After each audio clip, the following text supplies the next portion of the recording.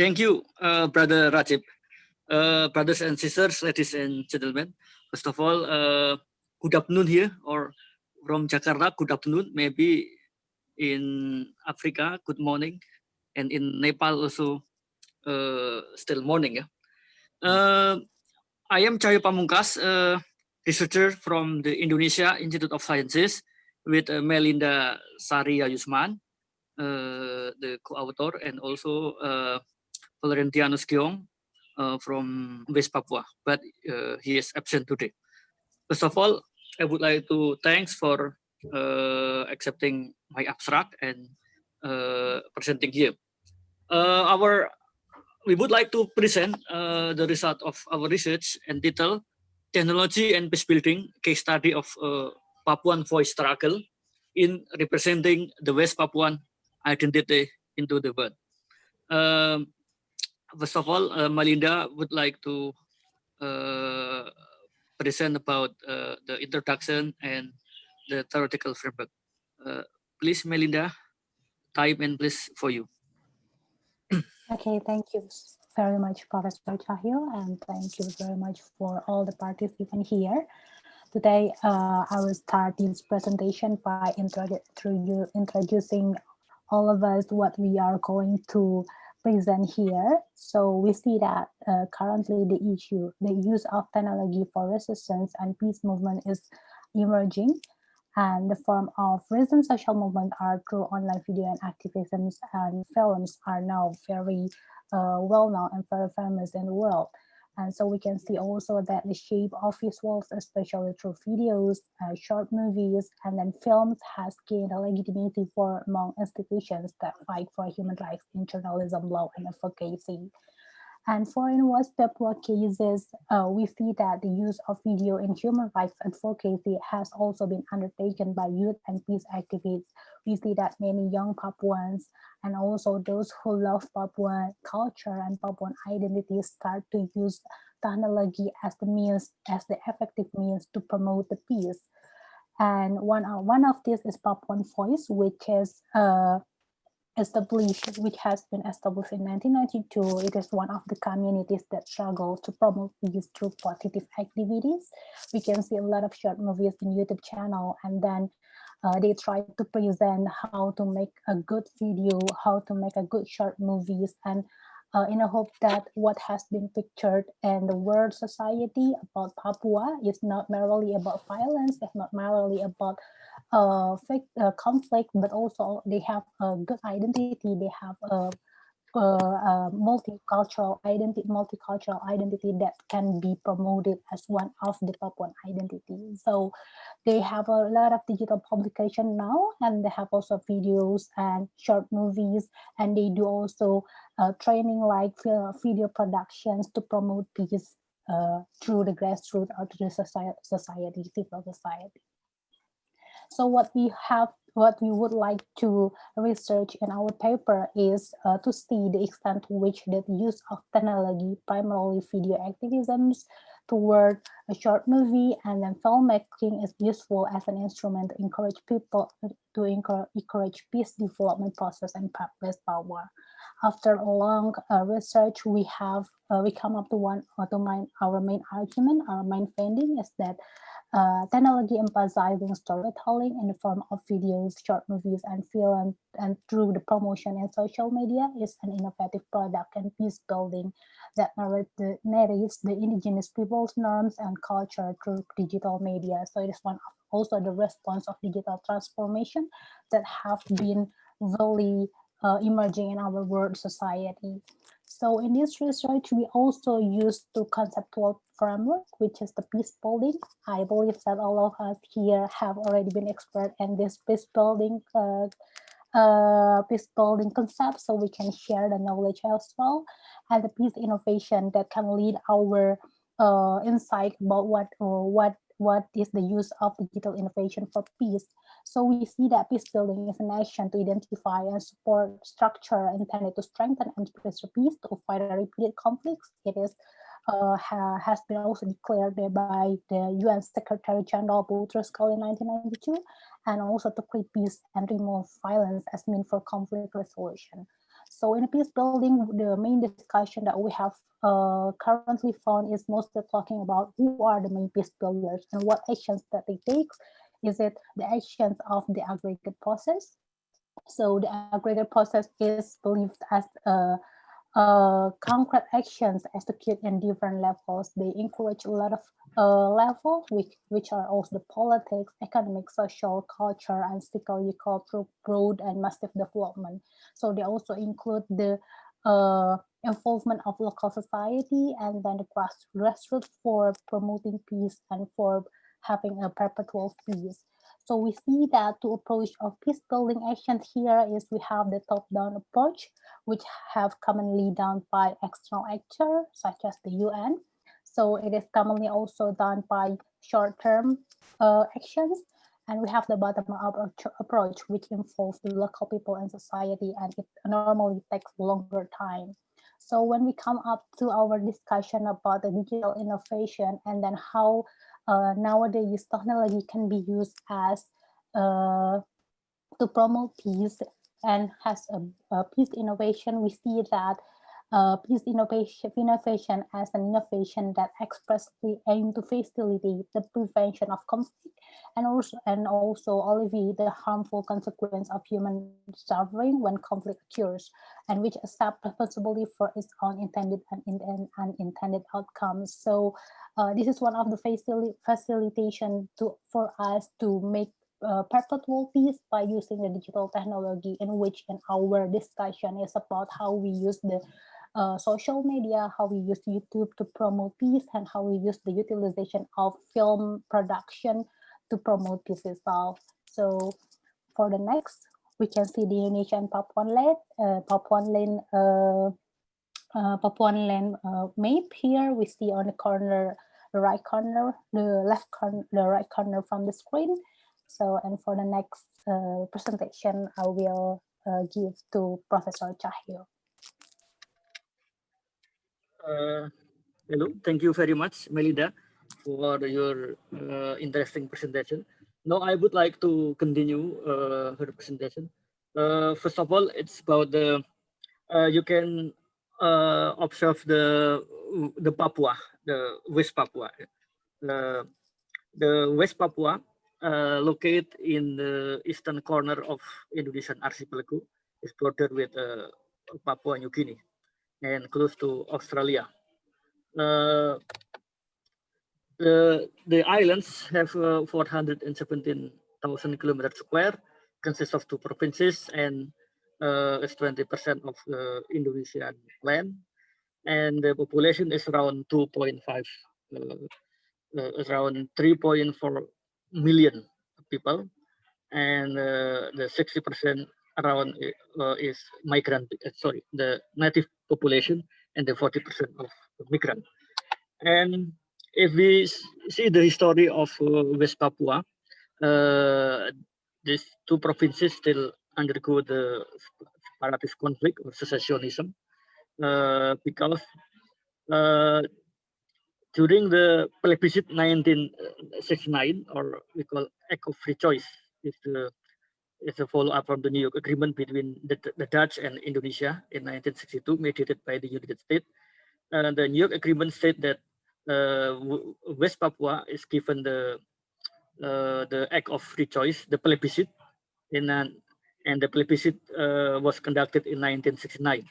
But the plebiscite is not accord with the New York Agreement, because the Indonesian government appointed or selected 1,024 people, and they were given right to choose whether they would like to independent or integrate to Indonesian state.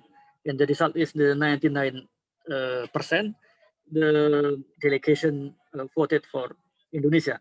However, the plebiscite was followed by the manipulation, intimidation, and pressure from the military regime in the time during the Suharto regime.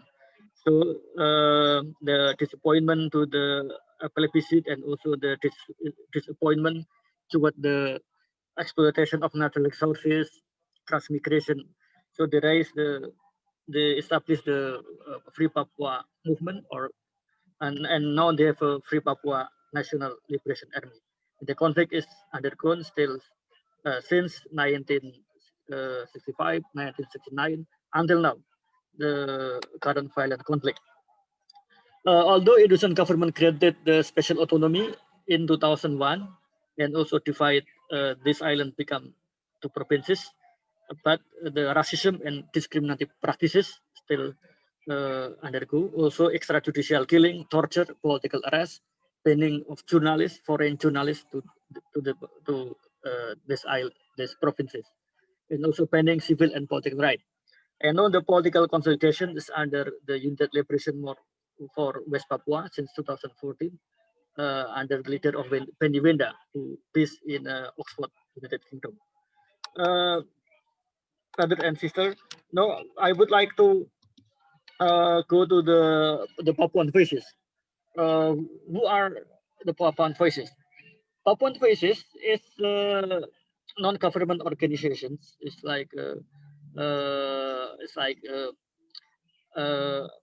association of local filmmakers founded in 2012 to develop human resources of youth Papuan in using audiovisual media. So this association become a place for the young Papuan to learn and support social justice, democracy, and peace in Papua land. Their activities are they provide advocacy film or video for human rights and environmental issue, and they train the local filmmakers to make a short film, a short movie about human activities and the nature of Papua and the culture. And the motivation of this association, I quoted the one of the founder. He said that many of us, it means Indonesian people, now that West Papuan are fighting for independence.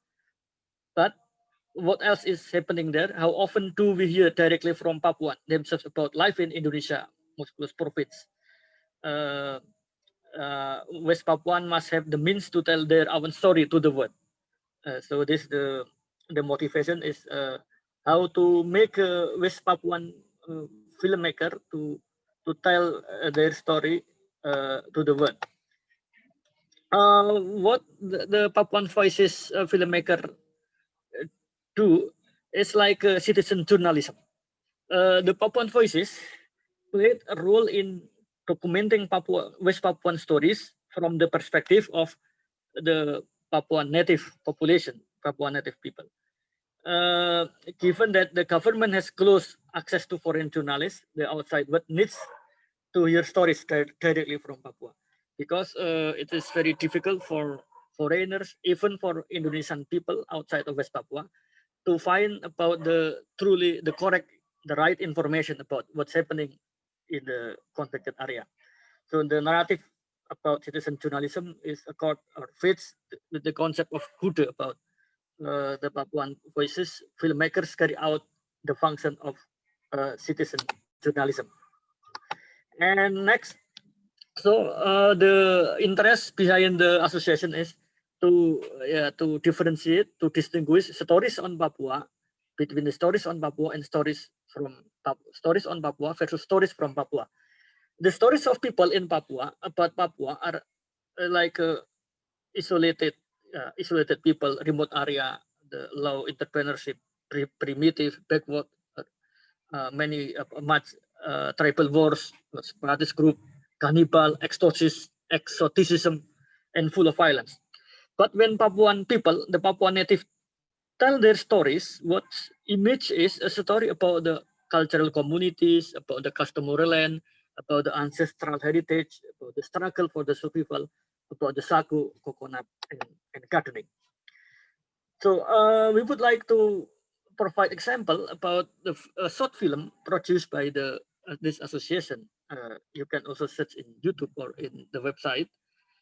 For example, is film A Love Letter to the Two Soldiers. It is this film was produced in 2012 in Merauke, in the border of Papua New Guinea and West Papua. It's the story about Maria Goretti, teenagers or girl, 17 years, West Papuan girl dating with the Indonesian National Army or Indonesian Army, Samsul, who is on duty in the Papua. But Samsul left for Papua after when Maria was pregnant for his son. So the Maria wrote a letter to Samsul to responsible to his child. And these phenomena are many. We can find easily in the conflict areas where Indonesian soldiers are occupied this land. And the next film is about the ironic survival. This also film from Merauke. That's around 2013. This film tell the story about the Mahuse clan, a native Papuan. Alec Mahuse is from the Mahuse clan. The totem of the Mahuse is a Seko. And from generation to generation, the family of Mahuse always care and keep the sagu plants in the forest because the sagu is the basic food for the Marin people, the West Papuan people of Marin ethnic group.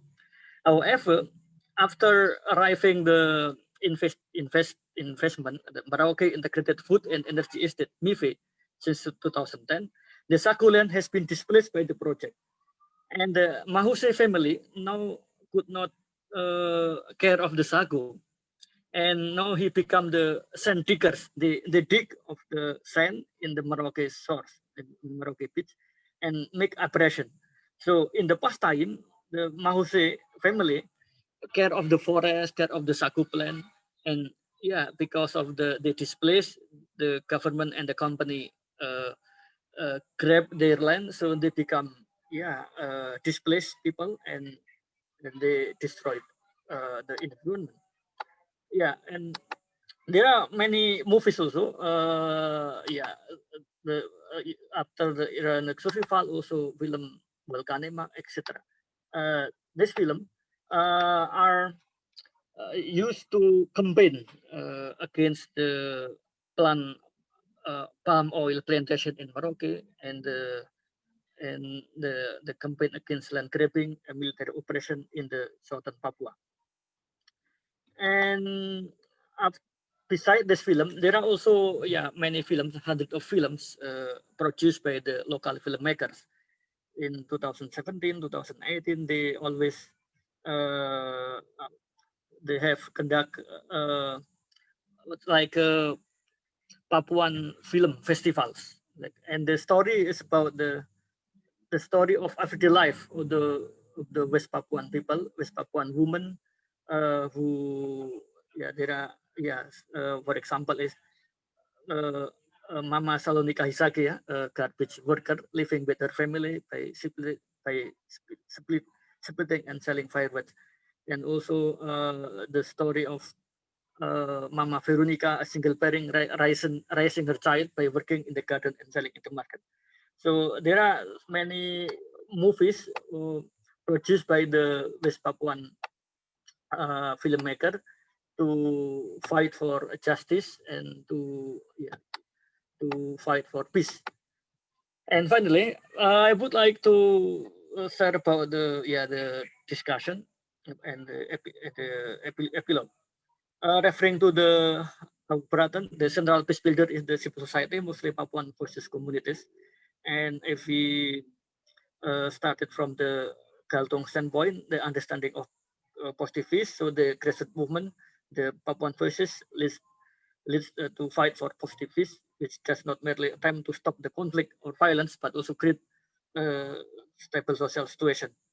And with the support of technology development, the means to create peace is now also changing into something more interesting, practical, and readily known.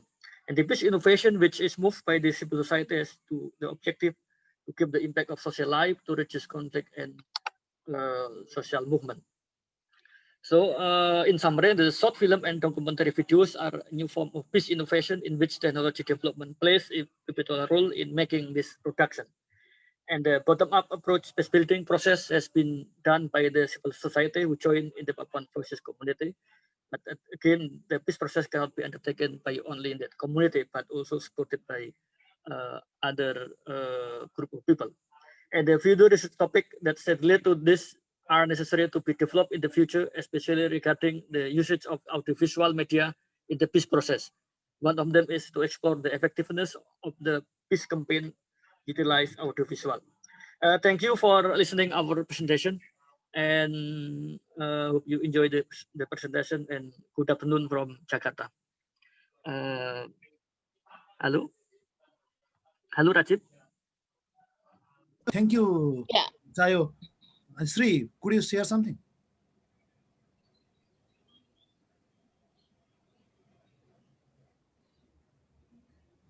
Go ahead. Go ahead. Okay, thank you, Cahyo and Meilinda, for your wonderful presentation. So, shall we continue with another presentation, or we take the questions here at the moment? How do I you think better with the presentation first. Okay. And then later on we can collect. Okay. Then we have another friend, Freder. So he is now in Nairobi at the moment in Kenya, in the conference place. So he's joining from there. So now next turn is to the Freder. Please. Okay. I will just upload my presentation.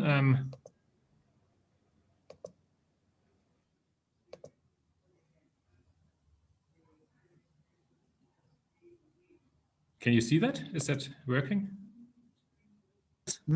Yes, now it's working. Yes. Okay.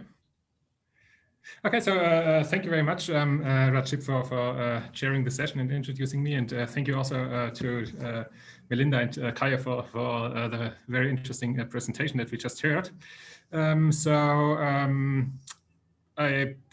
Before I start, I can tell you a little bit about who I am. So my name is Freder Lemp, and I'm currently an associate professor at IESEG School of Management, which is a business school based in Paris, in France. But before I moved to France, I lived for many years in New Zealand. So this is kind of closer to the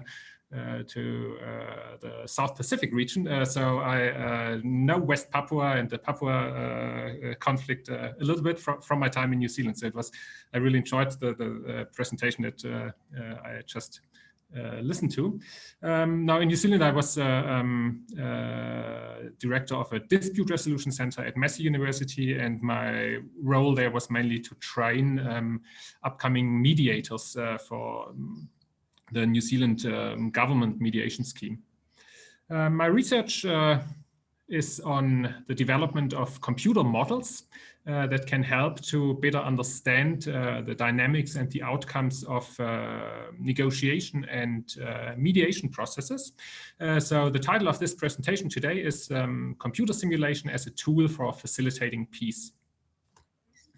Now, facilitating peace is a kind of a big concept, and there are many different ways that can bring about peace. And there's no single one that is kind of the correct one. Now, one way to think about facilitation of peace is to look at dispute resolution processes, such as negotiation or mediation or arbitration, with the idea that if people use those processes to settle their differences or their disputes in a constructive and non-violent way, this will prevent those differences from escalating and eventually resulting in violence and war. Now, if you look at the dispute resolution processes, again, there's kind of a wide spectrum, such as negotiation, mediation, arbitration. There are kind of more rights-based processes, adjudicative processes, and other processes where the parties meet directly with each other and basically talk about their differences themselves without the help of a third party. Over the past 40 years, there has been a stream of research that was dedicated to the question how computer programs or computer models can help parties who are involved in, for instance, a negotiation process, or also dispute resolution practitioners, such as mediators or arbitrators, how those programs can help them to basically guide them better through the process, or also to assist them with their decision-making during those processes. And what I want to do in this presentation is really give you kind of an overview over the current state of this research field. And to structure it, I will look at kind of 4 different areas where those computer models or computer simulations are used. The first one is the area of prediction. So the idea here is to use computer programs to predict what might happen in a certain negotiation or mediation situation. Then I will move to an area which is called automated negotiation, and I will talk a little bit about that. Then I will move to an area which was actually quite hot, so to speak, about 10 years ago, which is the area of online dispute resolution. And finally, I will look at how those computer simulations can also be used in the context of education and training. Now, for each of those areas, I will briefly kind of introduce them, but then I will also present you a specific model to give you some kind of more concrete idea how computer simulations might be used in those different areas. And I will present two of those models that I have developed myself, and I will also present you two other models or platforms, online platforms that have been developed by other researchers. So I will start with predictive modeling. Now, just to check in, can you hear me properly? Because previously the connection was a bit weak, but is the audio working? Yes, or? we can hear you. Okay, okay, that's good. We're hearing very well. Okay, well, that's good. Okay, so the first area I want to talk about is predictive modeling. So the basic idea here is to use a computer program to predict either the outcome of a negotiation process or the dynamics within the negotiation, which is the behavior of the parties who are conducting the negotiation. Now you can ask the question, why do we need those models, or why should we develop those models? Well, there are some gains that you might get from such a model. So for instance, if you are a practitioner and if you are, for instance, preparing for a negotiation, you can use such a model to prepare for that negotiation. You can, for instance, collect some data about the other party and about yourself and put that into the model. And then you can try out different strategies for that negotiation. And the model will tell you what might be the likely outcome if you use a certain strategy. And what you might find then is that some strategies might work better than others. And this is information that will help you when you then actually start the negotiation to kind of use the better strategies. Now, when I say a better strategy, that does not only mean that it has to be better for yourself. It can also be a strategy that is more likely, for instance, to create value for not only for you, but also for the other party.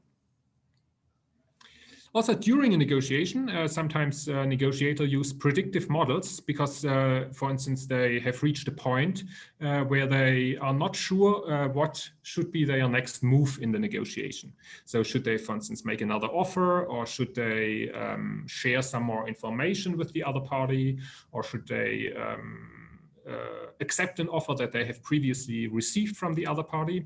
So the question here is, what should be the next move in this negotiation? And you can use a predictive model here because you can basically plug in all the information in the model, and then you can simulate all of the different actions that are available to you. And the model will each time tell you what might be the likely outcome of that action.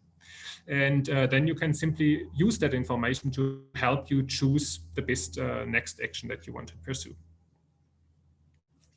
Now, those predictive models are also used by researchers, and researchers mainly use those predictive models to simulate experiments. So if you're a researcher and you want to do a study on, for instance, a negotiation question, you can do kind of experiments in the laboratory with human subjects and get them to negotiate with each other, and then kind of collect data about the outcomes of those negotiations. However, this is often very costly, and it is also it takes time to kind of find all the participants and so on. So researchers sometimes use those predictive models to simulate in a virtual environment those experiments. And this is obviously much faster. You just kind of set up the parameters, and then you press the enter button, and the model will run. And it's also much less costly. And you can conduct those kind of virtual experiments and then use the data that you generate with the experiments and evaluate statistically for hypothesis testing and so on, and testing theories. Now, the data you generate through those predictive models is obviously not real empirical data, and it's probably not as good as the empirical data, because it's better if you conduct the experiments with the human subjects. However, it might be a good approximation to the empirical data. So you can use it, for instance, if you want to do a large study and you are not quite sure which variables you want to use and how to set up the experiments. So you can first simulate those experiments with the predictive model before you then actually conduct a real empirical study. So to give you one example of such a predictive model, I show you this model here, which is called Negotiator 1.0. And this is a model that I have developed myself. And it's a model where you can simulate negotiations.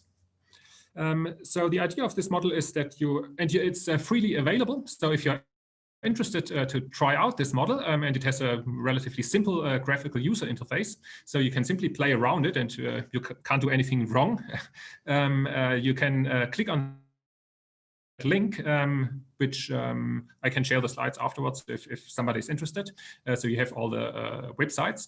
So it's freely available, and you can try it out. So the basic idea of this model is that the model generates a very large sample of pairs of negotiators. And each pair consists of two negotiators. They are simply called N1 and N2. And those negotiators negotiate about a range of issues. And you can enter the issues into the model. And there might be integrative issues where there's space for kind of win-win solutions, but there can also be competitive issues where the parties' preferences are completely opposed.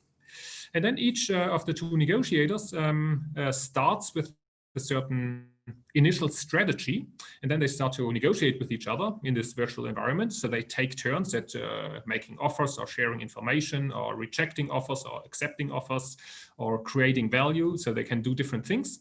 And eventually they might come to an agreement.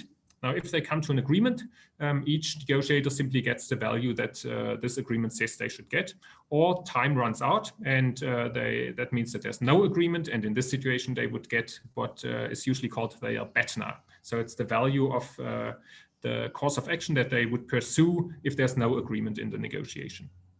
And some of the initial parameters that are used here in this model is, for instance, assertiveness and cooperativeness. So assertiveness simply means you might be familiar with those terms if you are familiar with kind of negotiation literature. So assertiveness is the extent to which a party wants to achieve his or her own goals. So if you are very strong on assertiveness, that means you are a very competitive negotiator. Cooperativeness is the opposite. Cooperative is the willingness to actually help the other party to achieve their goals. Then you have the value of the BETNA, which is if there's no agreement in the negotiation, what kind of is your best alternative in this situation.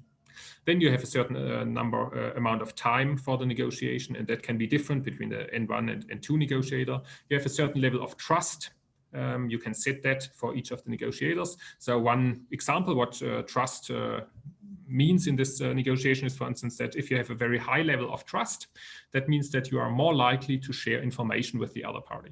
Whereas if you have a very low level of trust, it simply means that you will not share information with the other party.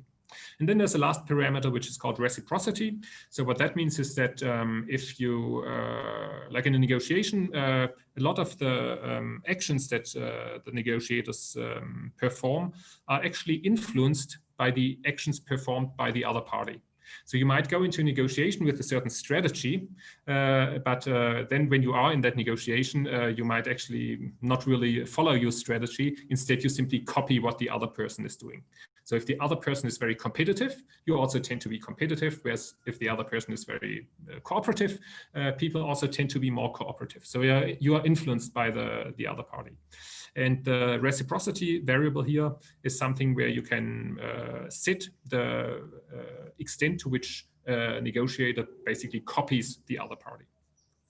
So when you set those parameters for the different negotiators, then you can simply click on Go, and that will start the simulation. And you will end up with certain outputs.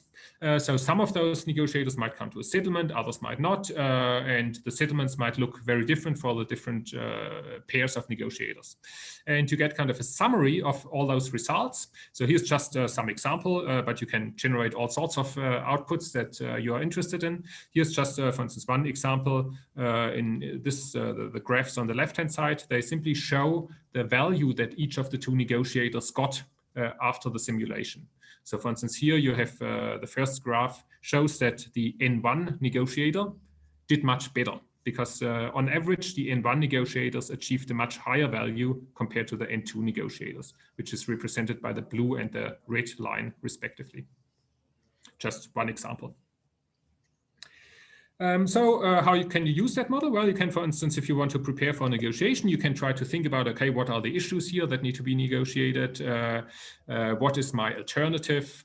Then you can make assumptions about the other party's alternative and so on. You plug that in, and then you can try out different strategies. So you can, for instance, try out what happens if I'm very assertive in this negotiation, or what happens if I'm very cooperative, what happens if I'm very trusting, what happens if I'm not very trusting. And that will tell you a little bit how good or bad those strategies are. So the next area I want to talk about is automated negotiation. Automated negotiation is a different idea compared to predictive modeling. Here the idea is that you create a little computer program which can actually conduct negotiations itself. So it can make autonomous decisions. You can put the negotiation program into a negotiation situation, and the negotiation program can make decisions in that negotiation and act as a negotiator. So it's not about predicting the outcome, it's actually replacing humans in a negotiation context. Now, as I said, those programs can actually conduct negotiations themselves. However, most often they are used not to replace humans, but to assist humans. So a human who is actually negotiating can, for instance, use such a program to help him or her in the negotiation. This means that the human still has to authorize any decisions that the agent makes. And the agent cannot make the decisions itself. It can make some proposals what to do next, but the human still has to authorize any decisions that are made. You can also sometimes, and it exists as well, that you have an environment where you have only those agents. So there are no humans involved, and the agents basically negotiate with each other. But the agents are only computer programs. So for instance, every year there's a competition organized by a university in the Netherlands where people can submit those negotiation agents and they negotiate all with each other. And then after the competition, you can see, okay, certain programs do better than others. Just to give you one example of such an agent, this is again a model that I developed myself, and so it's not finished yet. I'm still working on this. So there's currently no website where you can access it, but the plan is also to publish it. And just to give you a quick idea how this works, so it's basically an agent which I called Alpha Negotiator. This is inspired by a famous chess program, which is called AlphaZero. So this is where the name comes from. And the model is based on some artificial intelligence ideas. So it uses artificial neural networks and something called Monte Carlo tree search. And this allows the model basically to negotiate first with itself many, many times. And through those negotiations with itself, it learns about what are good strategies, what are bad strategies. So it's a self-learning model. And once the model is trained, you can actually try out the model by having the model negotiating against human negotiators. And here's one example of a protocol of a negotiation where this model negotiated against a human negotiator, which in this example was myself. So I negotiated against this computer model. And here you basically see the history of what happened in that negotiation. So first I started and I made an offer, and then the computer program shared some information with me. Then I shared some information with the computer program. Then the computer program again shared some information with me. Then I made another offer. And finally, the computer program accepted this offer. And this was the end of the negotiation. And at the end, you see the outcome. Well, in this situation, the computer program actually, well, we both got some value. So I got something which had a value of 5, and the computer program got something which had a value of 7. So we both got some value out of this negotiation, but the computer program actually did better than me because the computer program got 7 and I 5. So this is just an illustration kind of how you can use those agents. Now I want to move to the next area, which is online dispute resolution. Now online dispute resolution is not so much a model. It can be better probably described as a platform. So it's simply an online platform where people who have a dispute can log on, and then they can communicate with each other about the dispute through this online platform. Now the platform helps the parties in this dispute to structure their communication and to facilitate the communication, because the platform can make suggestions to the parties, for instance, to make offers to each other or to disclose information to each other, which makes it then easier for those parties to settle their dispute. The online dispute resolution platforms can also often process information themselves. So, for instance, the parties can upload different offers, and then the platform can, for instance, calculate the compromise solution or the midpoint of the offers that have been submitted by the parties. So it's relatively simple kind of information processing that the online platforms can also do. However, there's also some platforms, and this kind of links it more to the models that I've talked about before. There are some platforms which also use, for instance, automated negotiation models, where the platform can also make suggestions to the parties what they should do next. So those platforms are linked with kind of predictive models or automated negotiation agents, and they use them to actually do more than just facilitate communication between the parties, but to act almost like a mediator for the parties. There was a lot of hope that online dispute resolution platforms would be very successful. And to be honest, they are, I would say, medium successful. There was a lot of hope with that. And there are some platforms around, but I think there's also still much questions about how useful they will actually be. So just to give you one example of an online dispute resolution platform is the EU Online Dispute Resolution Platform. This was introduced, I think, in 2016 by the European Commission.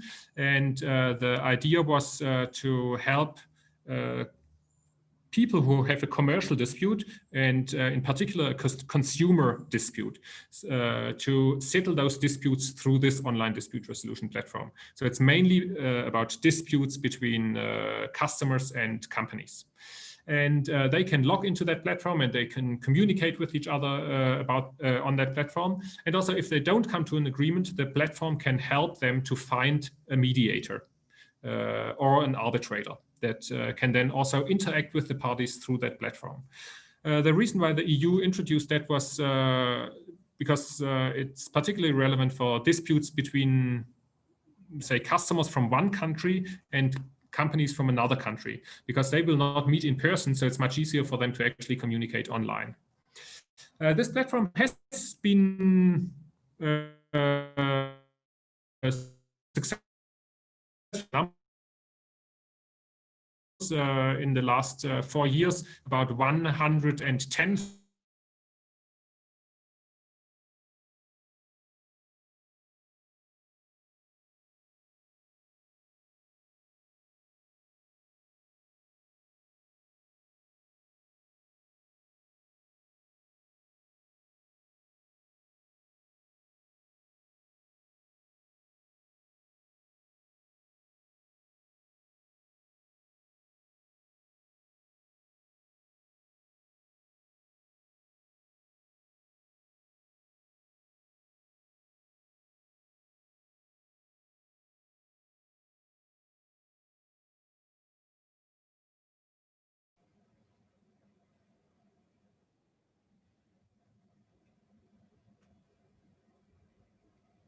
I think we lost the further. So maybe he had some connection issue.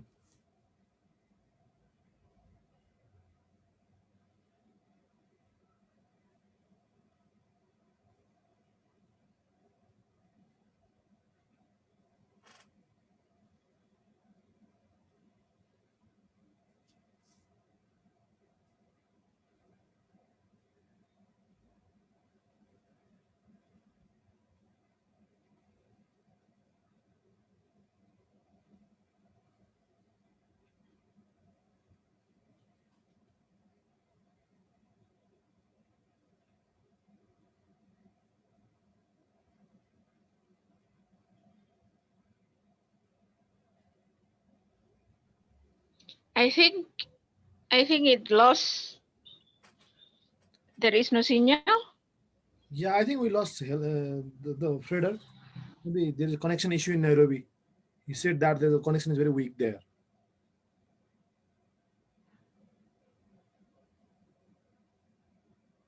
Maybe Suddenly, I think he is kicked out from Zoom. Yes. Freezing, frozen. he was frozen. No, he's not there.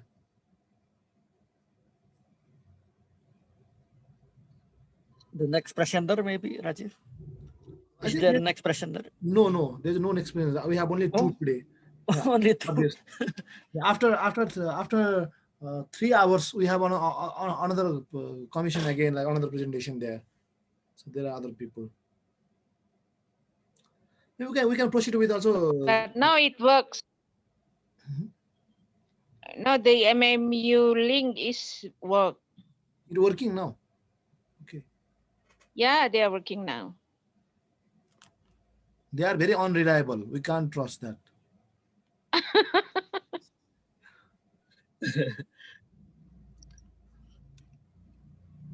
Shall we wait for Freder?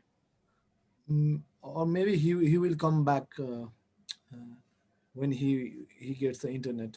So maybe we can discuss with Cahyo and Meilinda also some ideas, right? 3. Okay.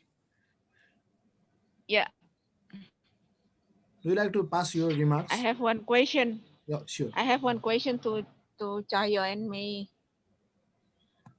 Is that any what is the influence of, like, for example, when they have football match in the television, is it reducing the conflict that was on in the society in Papua or not?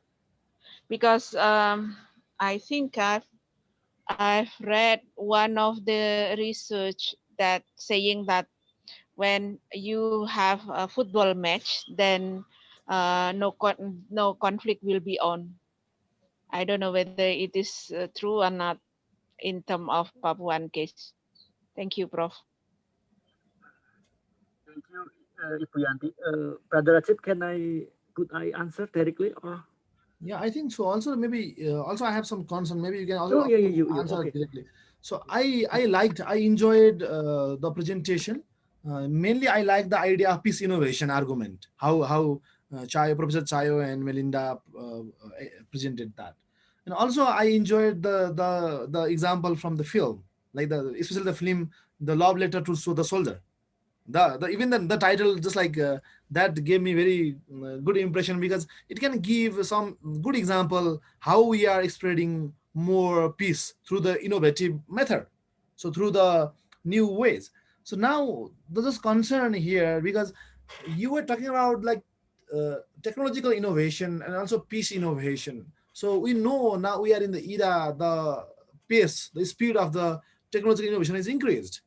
So how this both support each other? My question is how the peace innovation can boost or can support technological innovation, or how technological innovation can support more to peace innovation.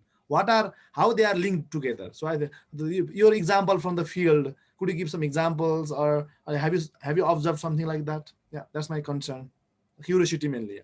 Thank you.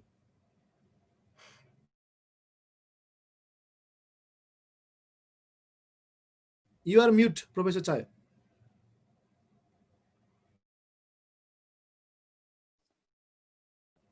Mas Cahyo, you are still muted. Oh, I'm sorry, Kaptek. Thank you very much, Bu Yanti and Brother Rajib. This really difficult question. First, I would like to answer Bu Yanti question. It's my senior research in Libya. Yeah, soccer or football is very important to bring peace. In West Papua, there are many football associations, but the most popular is the Persipura. In Bahasa is Persatuan Sepak Bola Jayapura, the Association of Soccer in the Jayapura city, the capital of Papua province. This club become the symbol of identity that unite among the West Papuan native people. And also the West Papuan migrant also love the Persipura. So if the Persipura play a game, so almost all West Papuan, both men or women, watch through TV or listen to radio, etc. So, and the live is stopped for 2 hours. Yeah, and when the Persipura play against Jakarta, so the symbol of the it's not a football game, but it's a political game. It's a game between Papua and Jakarta. Although the game is between the football association, but the West Papuan always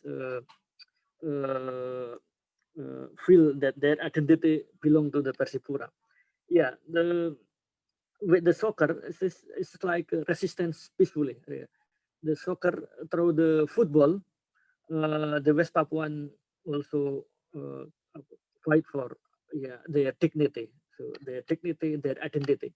The soccer is unite all of the ethnic group, the different West Papuan ethnic groups, the different religion in West Papua. So all of the religion, all of the ethnic groups, the support of the Persipura. So and the second about the about the peace innovation in peace technology. Yeah, it's like chicken and eggs who play important role. Which part become the determinant of to the other. If we observe that the technology development is not only does not only occur or happen or take place in West Papua, but also in elsewhere in the city in Indonesia or Southeast Asia. And I think the peace tradition is, does not depend on the technological development. The peace initiative always appear in the ground, like the tradition of storytelling, the tradition of to share the stories among West Papuan ethnic group. Yeah. And they use the technology to make easier. So the technology is used as tools, as instrument to disseminate, to make the information become known into the world. For example, movie. During 1960 or 70s, some Dutch or United States or Germany missionaries came to Papua, and they made a film about the West Papuan people. But now, after 40 years, now the West Papuan can make their own movie and to make and to deliver their messages to the world, the stories from Papua. And when the missionaries did is to make a story about Papuan people, but the West Papuan know they tell their own story to the world. So the technology used as a means or tools or instrument to realize the peace initiative, the peace innovation. Okay, Brother Rajib, maybe I do not answer directly your question because I would like to say that technology become the efficient instrument to tell the identity, their stories about West Papuan based on the West Papuan perspective. Okay, Brother Rajib, Yeah, thank you. Yeah, this yeah. helps me to understand also a lot, because this is also I think somehow direct answer also, because how you explain. I really enjoyed that. Thank you, Cahyo. Because I know that by having new technology this time, football match or movie or any arts and entertainment can, easily goes to Papua until the middle of the jungle could be. So they receive information from outside the world, and also they can easily send the message outside the world too. So basically, I was trying to link with the football match because of in some places when they have football match, sometimes they stop the violence, but also football match also may become the cause of violence. Like for example, when we have a football match with Malaysia, for example, and I do agree with you that football can be the symbol of identity too, because of in that case, all West Papua can be united to support their own team, so they forget that they have a dispute maybe. So I think I do agree with you on the idea of how current technology is really important in, trying to mitigate the conflict. Thank you.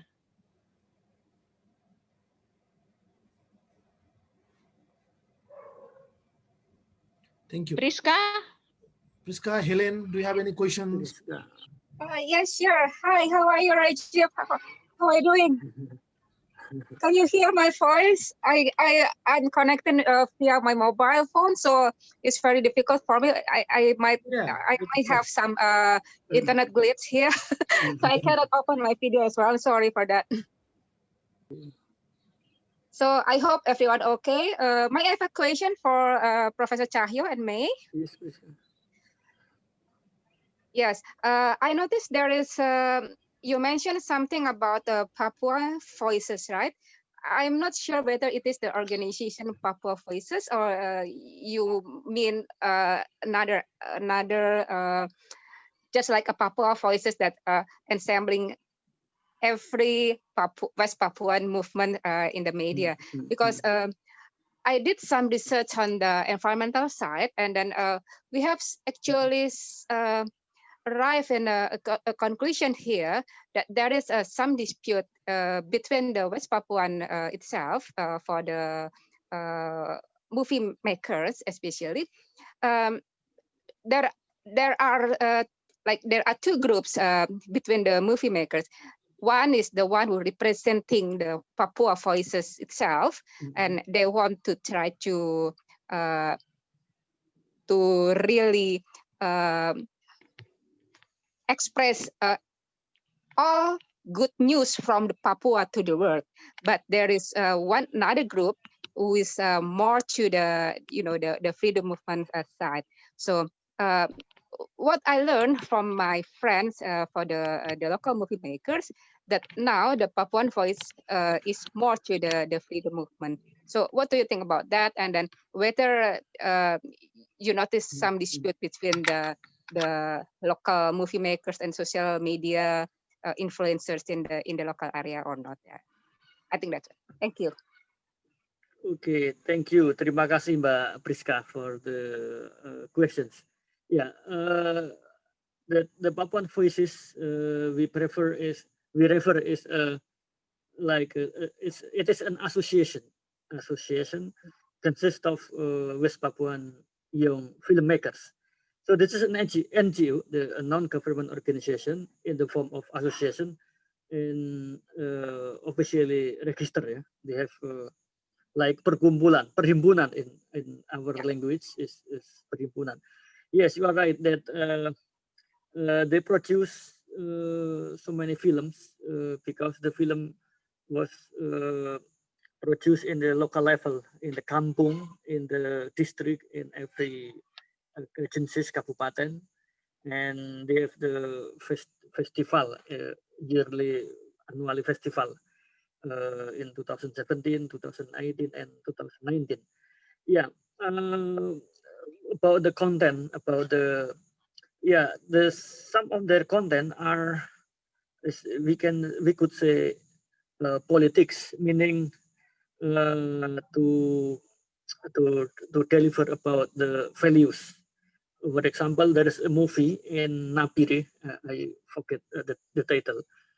A film was produced in Napire in West Papua. It's about the story on the victim of human rights violence. In 1970s, one kampung in Napire was bombed by the Indonesian military. And after the bomb, there's also military operation like a sweeping, and all the all the male population in this kampung was arrested and killed through the unjudicial killing. But there is no investigation by the official or Commission of Human Rights. In the 1970s, there is no Commission of Human Rights during the military regime. So in 2014, a young lady, they they invited the widows. So the widows told about their story, how we call as memoria passionis. This undocumented memory about the violence. Yeah, many film, many, yes, the film, the kind of film they produce is varied. Is the first, I think the mostly are about the environment, and also the culture. But some film talk about the violence in the past. Also, violence conducted by the palm oil plantation, violence conducted by the military regime. But this only type of movie. Other movie is about the struggle of the woman, the West Papuan ladies or West Papuan women, how they take care of their children until their children become the civil servant, or how about the old man, grandfather, after he succeed in Jaipura, he would like to come back to Pia. He would like to die in their hometown, because the home village, yeah, their home village is very beautiful. And also a movie about the access of education, about access of health, like in Papua, it's rarely a medical doctor, but they have a dukun. How's in English dukun? It's like the woman who have the baby delivery traditionally. So the the dukun, or the traditional physician, have the local people to cure their disease by a traditional way. Yeah, there are many movies produced by these Papuan voices. Yeah, maybe hope I could answer your question, Mbak Priska. Terima kasih.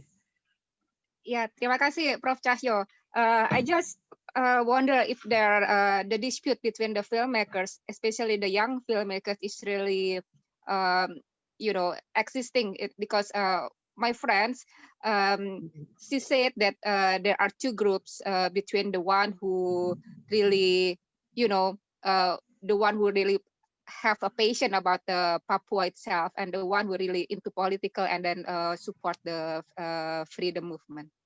Yes, right. You are right. There's always a debate about that in the political group, because some filmmakers are also trained by or affiliated by the activist group like the National Committee of West Papua, KNBP. Many KNBP members, some KNBP members, not many, also they follow the training and they bring the ideas about the resistance. So the movie is not just deliver a story, but also deliver a value.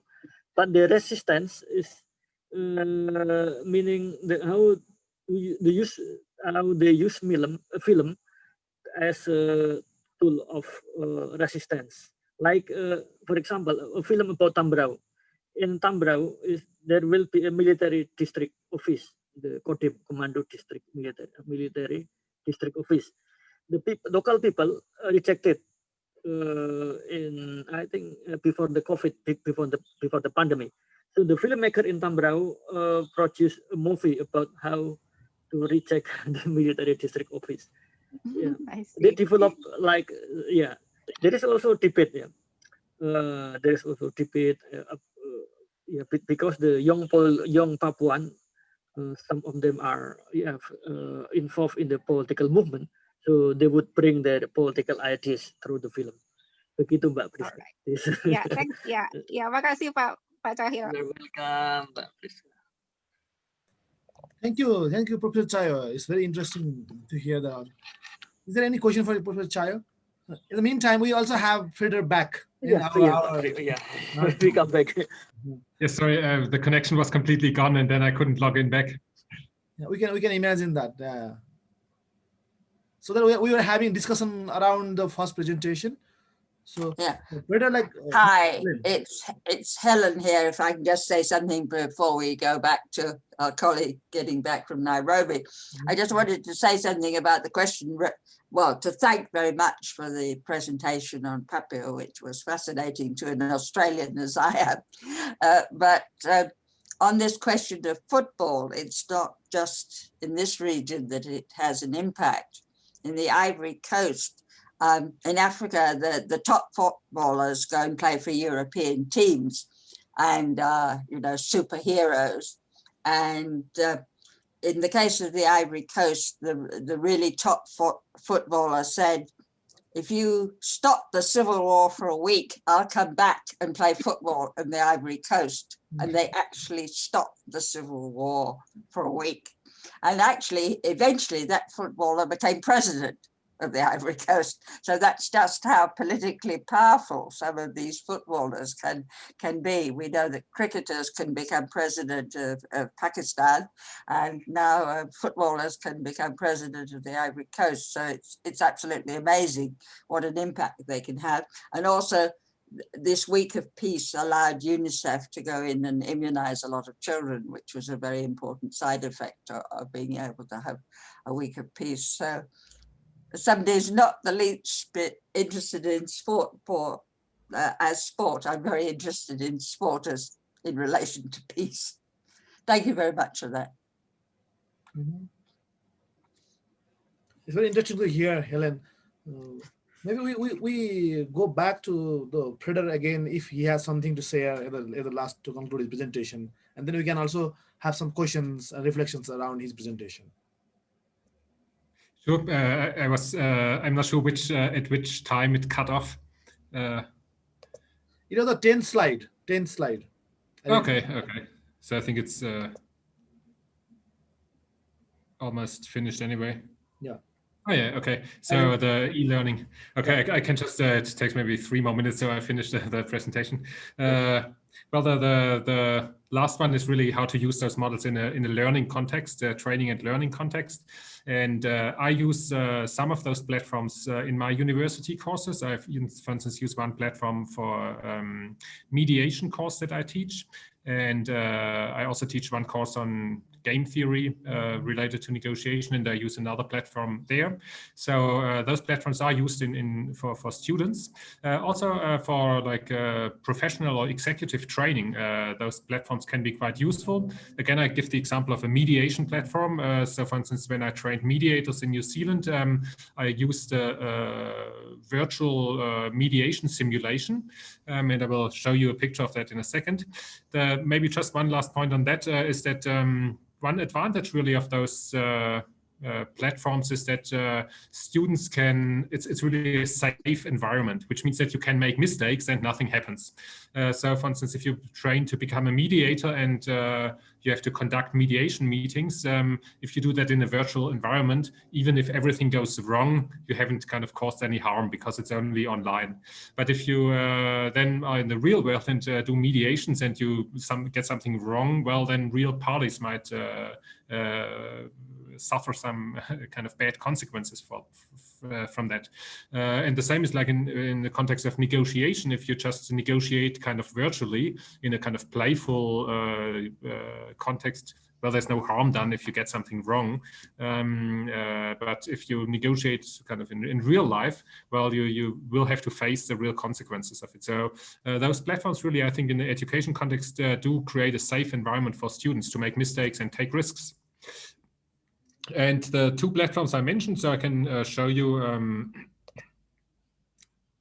don't know if the presentation is letting me, no, it doesn't. Oh yeah, so this is the simulation platform I use for mediation.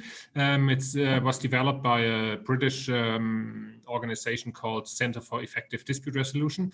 And what it allows you is, it allows you basically to be the mediator in a mediation. So it runs a mediation from the first contact between the mediator and the parties to the very end where the parties potentially come to an agreement. And the mediator always goes through steps, and you as the mediator always have to make decisions what you say next to the parties, how you explain certain things. And by doing that, the kind of simulator tracks how well the parties trust you or how much the parties make progress and so on. So by going through that simulation many times, and you can use different kind of conflict scenarios, you will learn kind of some of the things that are good to do if you are a mediator and some things that might be a bit more problematic if you are a mediator. And as it's only a virtual environment, well, as I said, there's no harm done. The other platform I use for the game theory course is this one here, which is called the Evolution of Trust. And this is really an online platform which is completely free, and students can log in. And the platform helps students to learn how trust can be built between people, and in particular in groups of people. It teaches the students how to build trust through a kind of a very simple game theoretic model, like it's an model of evolutionary game theory. And here the game theoretic model can really explain why in some situations trust can build, and in other situations trust cannot be built. And it's very playful. It's really like a game for the students. They can choose different strategies and can do different things. And then the simulation always tells them kind of what happens if you, for instance, cooperate with other people in a group, or if you don't cooperate, and so on. And students really like that. And I run the thing, and then afterwards I do kind of a big group discussion where the students tell me kind of what they have learned. And so it's a very intuitive and simple and playful way to learn about both game theory and also how to build trust in a negotiation situation. And this is really the last model I wanted to share with you. So the conclusion is kind of, just to make it very clear, I never think that computers will replace humans. And computer models, they are always limited and are always kind of based on certain assumptions. And the idea is not that computers will be replacing humans. Computers also lack things that humans have. So for instance, emotion, and we know that emotion, for instance, plays a huge role in negotiations, and all those kind of models that I described to you can't really represent emotion. So there's definitely limited scope. I do think that those models do have some advantages. On the other hand, one advantage I think is they are very easily accessible. So often those platforms are freely available online, and you don't need money. You don't need, well, all you need is basically a good internet connection, and then you can use them and play with them. Also, people like, for instance, the online dispute resolution platforms might be interesting for people, for instance, with disabilities. They might not be able to join a mediation meeting in a physical room, but they're very comfortable joining a mediation online on an online dispute resolution platform. So those platforms can actually... You are currently the only person in this conference. So those platforms can help people to have access to dispute resolution processes where they otherwise might not have access. Again, I say those platforms are very playful, and I think that's an advantage because people can enjoy trying out things. They are low cost. Also, some of those models, more the predictive models and mainly the predictive models, can actually help researchers to come to research results and generate analytical insights, for instance, through the simulation of experiments. And I think one advantage those platforms do have is also that computers are much better compared to humans in terms of processing very large amounts of data very fast. So the human brain can maybe process at one time, I don't know, maybe 7 different pieces of data. Computers can process very large sets of data very fast. So if you have a complex negotiation with lots of different data, you can actually use those models, and they might help you. You can still make the decisions, but you can use that information and the data processing that the computers have. So that brings me to the end. That was kind of the conclusion. So thank you very much. Wow, it's interesting. Yeah, thank you, Professor Freder. It's very interesting. Sri, could you pass your remarks first? Yeah, Professor Freder, thank you very much for sharing the feeling free computer mediators medium, how to say. But it's really interesting. Now I know that we can use that too. We can make good education for, simulation for students and the kids. We just need to adjust what is the dispute that usually happen for the kids, for example. Then I think the idea is great. They know how to use it when they have to be the negotiators. Yes. Maybe it is not a computer is always feeling free, then maybe sometimes it's not fit with the society. Like for example, in Indonesia or in Asia, where people actually still lean on the feeling and the negotiating, because of we don't have a hard feeling to continue the dispute, like for example like that. So basically there is also influence of the culture. In a way we try to have a dispute resolution in many Asian countries, but it is really a very interesting one. So when we saw your abstract, I was taking note, this is something new. So I think I do need to listen to what you are doing. So it is very interesting to me. And I have one question for you actually. So basically, before we setting up the to use the computer as tool for negotiating the dispute, I think both of party who has the dispute has to agree on certain rules, I guess.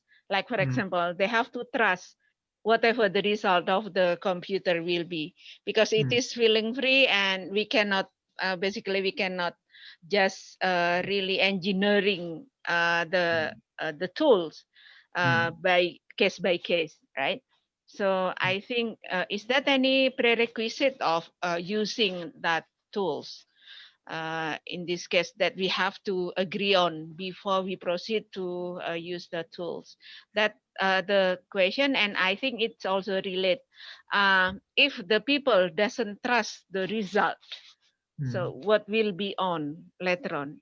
Do we have to come back to use the human being as the mediators or not? Thank you. Thank you, Sri, for your comments and your questions. And first of all, I absolutely agree that those models are very limited in a sense. And many things that you mentioned, like the influence of emotion or feeling and influence of culture, are not represented in those models. I absolutely agree with that. And I think it would be stupid to say that computers can kind of solve our disputes. They are only tools that can be used. Regarding your questions, the first questions about like whether parties need to kind of agree on certain protocols before they use those tools. Yes, in a way, the parties like, well, first of all, they have to agree that they want to use this tool. And this is kind of at the basic level, because if one party doesn't want to use this tool and the other party wants to use it, well, they cannot use it. So it has to be clear that both parties actually want to use the tool. In terms of the protocols for the tools, I think it's more like once you agree on using the tool itself has its rules. So the parties are in a way forced to agree to the rules of this platform. So I think there's kind of less agreement necessary afterwards, because once the parties say, okay, we want to use it, then it's pretty clear kind of how they can enter the information or use the tool. Your last point in terms of the trust of the solutions, for instance, suggested by the computer. Now, I would say that parties should never kind of simply use a solution that was generated by a computer. I would see it more that the computer can propose something, and this can be a starting point for a conversation between the parties. In the end, it's still the humans who have to, say yes, okay, this is a good solution, or this is not a good solution. Exactly, they have to decide. So I would see it more like, you can, but sometimes the parties might be stuck and not see something, and the computer might be able to kind of see that or like generate that, and that can help the parties to start the conversation again. And so I would probably use it more in that sense. Okay, thank you very much I don't know for if sharing the idea. Yeah, thank you for that. Cahyo, Cahyo, like Professor Cahyo, Meilinda, Priska, do you have any questions, or Helen? If I may, Rajiv. Yeah. Okay. It's very interesting provider. I just wonder whether you also collecting like data sets for your platform, because as Dr. Sri Nuryanti said just now, in Southeast Asia, also in Indonesia, we also have a lot of negotiations and also mediations using the local or indigenous knowledge. So that have to be applied into the negotiation or mediations forum. So I just wonder whether you also collecting kind of data sets between countries, or also like, for example, like during the dispute, there may be another set of law, like in UK, they're using the common laws, and also the Commonwealth countries also using that basic law, but in Indonesia we are using like following the Netherlands basic of law for the dispute. So I just wonder whether you also developing kind of data set with that. Thank you. Yes, thank you, Priska. So when I build the models, it is usually based on findings in the literature. So I do not kind of collect data myself to build the models, but I use kind of more established results in the literature. And when I say that, I do use kind of studies that are based on data sets that have been collected from different countries. So to make the model kind of more realistic, it is very important to try to mimic or kind of real behavior of people.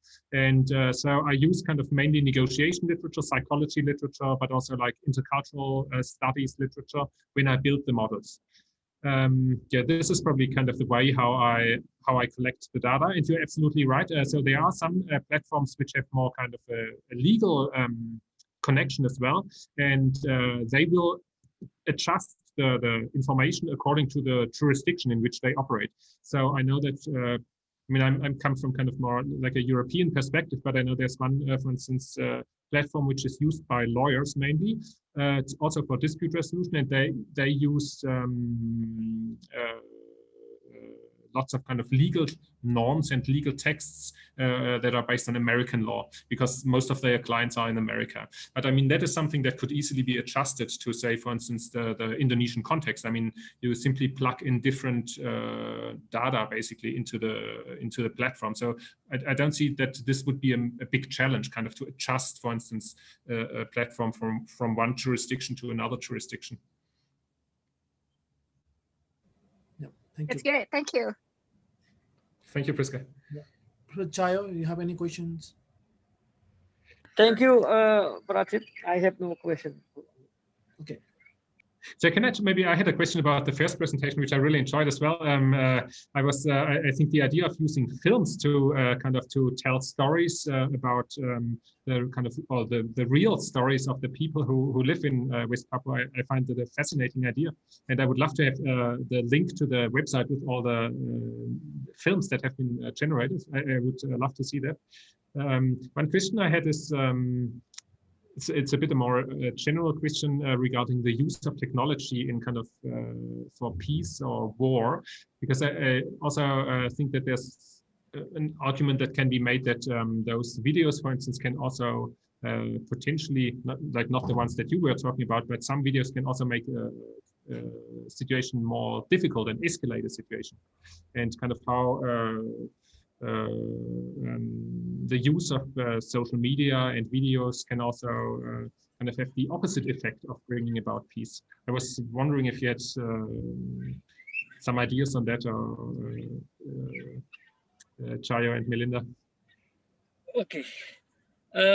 Thank you, Mr. Peter Lam. I'm sorry, my internet is not really good to listen it. Would you like to clarify your last sentence? Excuse me. I think Meilinda is out So my of. question was basically how. Yeah, please. Yeah. My question was really whether there are also some risks of using, for instance, video material or social media content in risk to kind of escalate a conflict situation rather than de-escalate it. Yeah, right. There is. Thank you, Peter Lam. No, I could listen as well. Yeah. For example, in 2019, during there was an activist, maybe the Indonesian now, Veronica Koman, the famous lawyer on human rights. She uploaded about the racism issue against the West Papuan to her Twitter or her Facebook, and then it consequences because the police charged her as a provocateur of the violence, because after that this issue of racism spread in West Papua in 2019, and many violence. I think 30 or 40 people killed by the riots to protest against the racism in West Papua. And Veronica Koman, until now, she was charged. The police would like to arrest her and take her before the law, but she has already came to Australia. She just studied her master. And yeah, the social media in Indonesia is not free like other countries, because we have the law on Undang-Undang ITE. In English, the law on about the supervision on of the use of electronic transmission. Transaction. I'm sorry. Yeah, I forget this. Yeah, about and transaction. We are not free to use the Twitter or Facebook to critics against the government. Yeah, it is very sad because Indonesia enter the decreasing, how to say, the degradation of democracy. Yeah, we are tend to be, although we have election regularly, the election of parliament, of president, but the state is very strong, and there is no freedom of expression through the social media. And the West Papuan, some of them use the social media, but very careful, and they use also another platform like for communication like Telegram, and the film is only one tools of resistance. The other is like local newspaper, like they have the citizen website, how to say, like citizen journalists. They have there is a network. The network was organized by the Catholic activists, Catholic Church, and some of the Papuan voices also active of the Catholic churches in West Papua. So the network become massive in every kampung, in every district, in regencies. The network is very strong, mainly in the Catholic areas in the southern Papua, in the central Papua, in the West Papua. Yeah, but you are right that the using of Twitter and Facebook is very risky for them to criticize the government. But they can still create a movie, and the movie, they can watch themselves in community. So so that's very to avoid the risky. And some of the Papuan voices also was arrested during the riot demonstration in 2019 until, but he has already released by the police. Their safety are very too risky to work for the human right and for justice in West Papua, because this still ongoing conflict.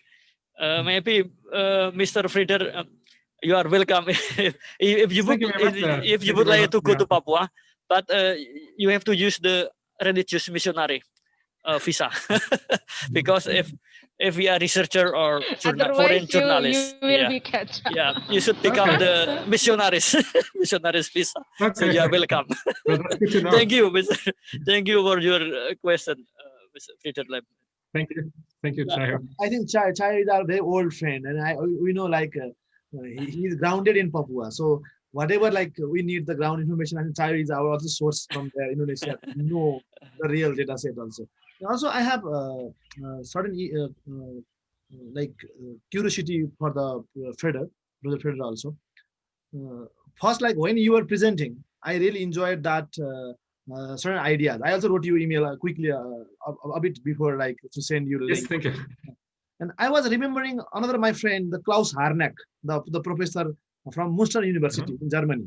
He is also modeling some idea. Maybe he might you might know him, or I don't know. He's also active in IPRA. And this time he was asking me this. I think I'll share your video with him. So I'll send maybe, because his idea also like somehow is similar, but he has some different model. He has developed a model. So that is also for your information. I can share that with you. Yes. And second point, I really enjoyed the concept. This is not to replace the human, but like to assist the human. Means I like where there is the online dispute resolution package. It also provides suggestions so that the parties can choose out of it. That I really like, because that is giving more choice for the people than deciding it. So at the same time, I'm also like I enjoyed like the conclusion like slide that is showing the pros and cons, like where you were. Then I was reflecting about my position in South Asia. So because when we work here, many times like CVA, the collective bargaining agreement happens between employer and employee, and most of the companies, that's mandatory. And I am also part of like providing training to them, and sometimes I have to support mediate this kind of like tripartite mediation. And there's no steps like followed here in this region. So like even sometimes it becomes like kind of like fight. Sometimes it becomes a different like kind of form of negotiation or mediation here. And I'm just wondering how this is, because you already said there is step defined. We know like we also read like a lot of Western European and other literatures. They more focus on steps, processes. But this part of the world is more about naturally evolving differently. Many times you don't follow steps. That is also one concern in my head, how we can adapt or adjust to the local need, because there are certain different ways of like doing the sharing. Because in Nepal, generally I use this kind of car. to identify their needs or their feelings. I have a lot of cards like with visuals. Also, those who are not literate, that's very nice. Visuals and they are different language words. So we use this kind of game. But I'm just like curious to try this model also to see how it works. Maybe we can use here. Let's see. So that's why. What is your experience like? How easy it is to adapt for different steps or different modality? So how you see this possibility? Well, thank you, Rajib. And I think I like the example you gave between the negotiations or bargaining between the employers and companies. That's a typical area where kind of bargaining happens. And I mean, I think you are absolutely right as well in the. And I think it links also to Sri's point about kind of the cultural appropriateness of certain processes. Because as you said, I think it's like a lot of the models that I use are based on a kind of a very linear idea of dispute resolution. So you go through one step, then next step, then next step. And this is something that might not work in for instance, the situations that you described, where people are more about kind of going with the flow or expressing emotions or those kind of situations. So to be honest, I mean, I think maybe it's possible also to develop, for instance, other computer platforms that reflect more maybe a circular way of dealing with conflict. So in general, I think it's possible. Also, I think I mean the one like the last one actually about the game theory, the building trust. This is I think a very nice simulation that I think works. Like I've done that with students from all over the world, and many students always enjoy that, and independent of what their cultural background was. In a way, also this last platform is also it's not so linear. It's actually more kind of. So that might be a starting point. I mean, you can just click on that website, and I think it also is available in many different languages. So. You can do it in your own language. So I think probably this platform would be a good starting point to try it out. I think we can try that. Okay. I think also it's also your lunch break now. Lunch break time is coming very near. So also we have other sessions today also after I think in 2.5 hour Nairobi time 3 to 5 also we have the same session. And also for your all information, we have invited a few artists and performers the Thursday 3 p.m. Nairobi time in the same this Zoom link.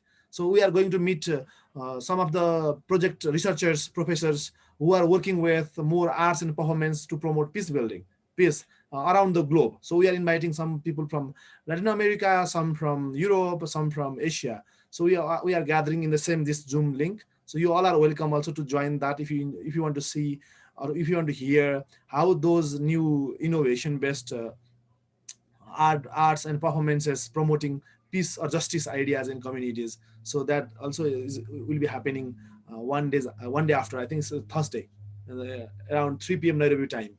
So that's the thing. So anything at the end before we end, Sri?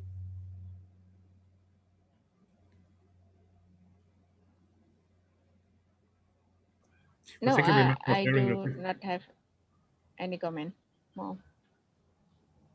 Then we should thank everyone for joining this session. So we have recorded this session. So we'll share this with IPRA and also to other participants who they can watch this, or maybe they can write you back if they have any questions or concerns. So we encourage that for other people also, other participants also. So that is from my side. Sri, please, you are Sri invited. Oh yeah. One more thing before we dismiss. Tomorrow, kindly also looking at the timetable and then kindly also joining us in other session because we are going to have another session tomorrow and also the day after tomorrow. Kindly have a look at the timetable, and we will going to use the MMU link provided in the timetable. If it doesn't work, then we will going to use this link. So this basically, is a backup like link. that. So if that link doesn't work in MMU, we'll come Yes. back to this link. So this link will So work the same. yeah, basically, last night we have a problem. Yesterday I can join for the opening, but after that I cannot joining because there is a problem with the link. And last night I was attending Dr. Mani Sharma's webinar also with his Google Meet account. So he's also not using the MMU account. And then today, this morning, I tried to joining the third plenary, but I could not get in. I don't know, the link may be broken, or maybe because of my network is not good.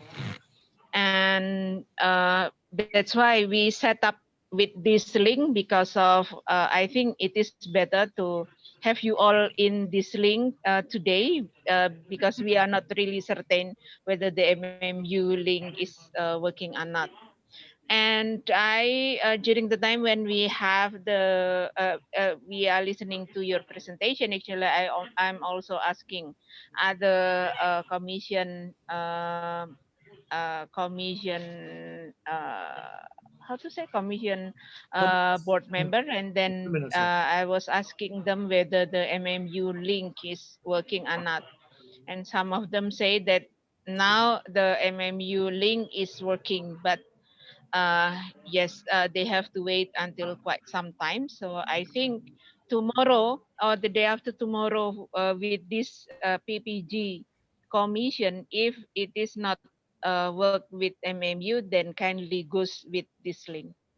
Rajib will going to set up this link anyway for the backup plan. Thank you very much, professors, readers, and also Professor Cahyo, Thank you. Meilinda, Helen, Bu Priska, and Rajib, who chaired the session today. I supposed to chair the session, but I was on a phone. So Okay. thank you, Rajib. Thank you, everyone. Thank you, everybody. Thank you very much, Rajiv. Thank you. Bu Yanti, See you again. Melinda, Stay safe. Mbak Priska, Bye-bye. Ma'am Helen. Thank you. Thank you Stay very safe. much. Have a nice Thank evening. you. You too. Have a nice day. Have a nice day. Okay, stay safe and healthy too. Thank you, Rajiv. See you again in the next session. Bye-bye.